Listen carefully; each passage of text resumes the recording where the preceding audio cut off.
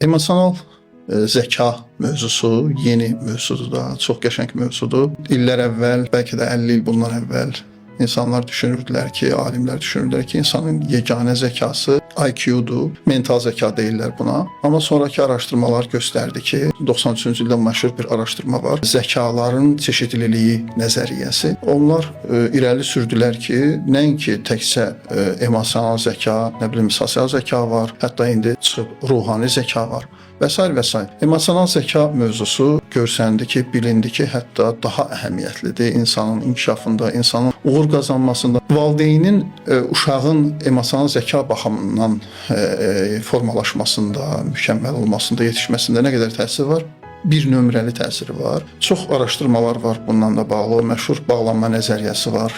Yəni uşaq dünyaya gələndən sonra valideyninlə, xüsusən də ana ilə arasında o emosional bağlılıq necə olursa, gələcəkdə onun həyatına təsir göstərir, münasibətlərinə təsir göstərir.